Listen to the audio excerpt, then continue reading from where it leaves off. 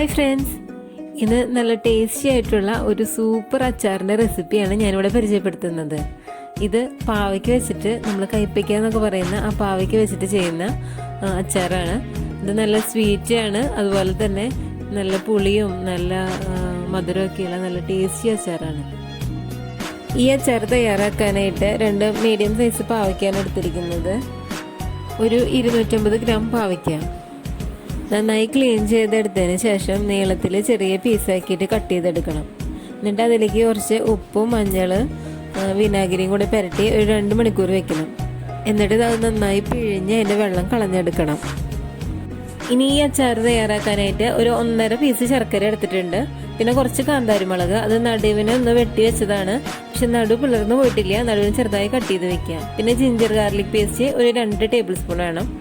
പിന്നെ ഇത് നമ്മുടെ പഴംപുളി, ഒരു നെല്ലിക്ക വലുപ്പത്തിൽ പഴംപുളി എടുത്ത് പിഴിഞ്ഞ് അതിൻ്റെ വെള്ളം എടുത്ത് വെക്കണം.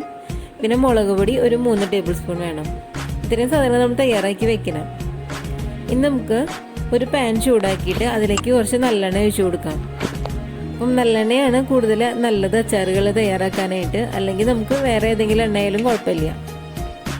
ഈ എണ്ണ നന്നായി ചൂടായതിന് ശേഷം നമ്മൾ ഇപ്പം തയ്യാറാക്കി വെച്ചിരിക്കുന്ന കൈപ്പയ്ക്ക ഇട്ടിട്ട് ഒന്ന് ഫ്രൈ ചെയ്തെടുക്കാം.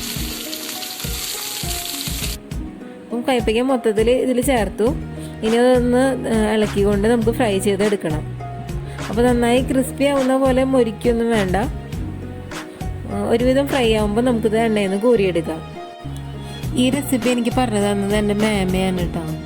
മേമയുടെ പണ്ടത്തെ ഒരു സ്കൂൾ ഗ്രൂപ്പിൻ്റെ ഒരു ഫ്രണ്ടാണ് മേമയ്ക്ക് പറഞ്ഞു കൊടുത്തത്. എന്നിട്ട് മേമ അത് ആദ്യം ചെയ്ത് നോക്കി. അപ്പം ഇത് വളരെ ടേസ്റ്റ് ആയിട്ടുണ്ടായിരുന്നു. അപ്പം ഞാനത് മേമോട് ആ റെസിപ്പി ചോദിച്ച് വാങ്ങിയിട്ടാണ് ഞാൻ ചെയ്യുന്നത്. ഇത് ഉണ്ടാക്കി വന്നപ്പോൾ നല്ല ടേസ്റ്റ് ഉണ്ടായിരുന്നു. വീട്ടിലെല്ലാവർക്കും ഭയങ്കര ഇഷ്ടമായി. നല്ല അടിപൊളി അച്ചാറാണ്. ഇത് പാവയ്ക്കാന്ന് പറയേയില്ല അത് ഉണ്ടാക്കി കഴിയുമ്പം. ഇപ്പോൾ ഇത് നന്നായി ഫ്രൈ ആയിട്ടുണ്ട്. ഇപ്പോൾ ഇത്രയും മതി. നമുക്കിത് ഇനി എണ്ണയിൽ നിന്ന് മാറ്റിയെടുക്കാം. ഇനി നമുക്ക് ഈ എണ്ണയിലേക്ക് തന്നെ 1 ടീസ്പൂൺ കടുക് ചേർത്ത് ഒന്ന് പൊട്ടിച്ചെടുക്കണം. അപ്പോൾ കടുക് നന്നായി പൊട്ടി വന്നതിന് ശേഷം ജിഞ്ചർ ഗാർലിക് പേസ്റ്റ് ഇട്ടിട്ട് ഒന്ന് വഴറ്റിയെടുക്കണം. ഇത് നന്നായി വാടണം ജിഞ്ചർ ഗാർലിക് പേസ്റ്റ്. എന്നിട്ട് മുളക് പൊടി ചേർത്ത് കൊടുക്കാം. മുളക് പൊടി 3 ടേബിൾ സ്പൂണാണ് ഞാൻ ചേർത്തിരിക്കുന്നത്. അപ്പോൾ നമുക്ക് എരിവിനനുസരിച്ച് അത് ചേർത്ത് കൊടുക്കാം. മുളക് പൊടി നന്നായി മൂത്ത് അതിൻ്റെ കളറും സ്മെല്ലൊക്കെ മാറി നല്ല ഫ്രൈ ആയി വരുന്ന സമയത്ത് കായംപൊടി 1 ടീസ്പൂൺ, ഉലുവപ്പൊടി 1 ടീസ്പൂൺ, ഇത് രണ്ടും ചേർത്ത് ഒന്നും കൂടെ ഫ്രൈ ചെയ്യാം. കായംപൊടിയും ഉലുവപ്പൊടിയും നമ്മുടെ കയ്യിലില്ല. അതിന് പകരം മുഴുവനായിട്ടുള്ള കായവും ഉലുവയാണെങ്കിൽ അത് ഒന്ന് എണ്ണയിൽ വറുത്ത് പൊടിച്ച് അച്ചാറിൻ്റെ ലാസ്റ്റ് തയ്യാറായതിനു ശേഷം നമുക്ക് ചേർക്കാം. ഇനി ഇതിലേക്ക് കാന്താരിമുളക് ചേർത്തിളക്കാം. അതൊന്ന് വാടി വരുമ്പോൾ നമ്മൾ എടുത്തു വെച്ചിരിക്കുന്ന പുളിവെള്ളം ചേർത്ത് കൊടുക്കാം. ഈ പുളിവെള്ളത്തിലേക്ക് തന്നെ നമുക്ക് കുറച്ച് ഉപ്പും ഈ അച്ചാറിന് ആവശ്യമായിട്ടുള്ള ഉപ്പും പിന്നെ നമ്മൾ എടുത്തു വെച്ചിരിക്കുന്ന ശർക്കര പീസും കൂടെ ചേർത്തിട്ട് അതൊന്ന് അലിഞ്ഞ് ചേരുന്നത് വരെ നമുക്കൊന്ന് വെയിറ്റ് ചെയ്യാം. അപ്പം ഇതിന് പകരം വേണമെങ്കിൽ ശർക്കര വേറെ അലിയിച്ച് അരിച്ചൊഴിക്കണമെങ്കിൽ അത് ചെയ്യാം. ഇതിപ്പോൾ എൻ്റെ ഒരു പ്യുവർ ശർക്കരയാണ്, അധികം കല്ലൊന്നും ഇല്ലാത്തതാണ്. അപ്പോൾ ഞാൻ ഡയറക്റ്റ് ചേർത്തു. ഇപ്പോൾ ഇത് നന്നായി അലിഞ്ഞ് വന്നിട്ടുണ്ട്. ഇനി ഇതിലേക്ക് നമ്മൾ വറുത്ത് വെച്ചിരിക്കുന്ന കൈപ്പയ്ക്കയാണ് ചേർത്തത്. ഇനിയിപ്പോൾ എല്ലാം നന്നായി മിക്സ് ചെയ്തിട്ട് ഒന്ന് തിളയ്ക്കുന്നത് വരെ നമുക്കൊന്ന് വെയിറ്റ് ചെയ്യാം. ഇപ്പോൾ ഏകദേശം നന്നായി തിള വന്നിട്ടുണ്ട്. ഇനി നമുക്ക് ഇതിലേക്ക് വിനീഗർ ചേർത്ത് കൊടുക്കണം. അപ്പോൾ വിനീഗർ ഞാനൊരു 4-5 ടേബിൾ സ്പൂൺ ചേർക്കുന്നുണ്ട്. നമുക്കത് ടേസ്റ്റ് നോക്കി കൂടുതൽ വേണമെങ്കിൽ ചേർക്കാം.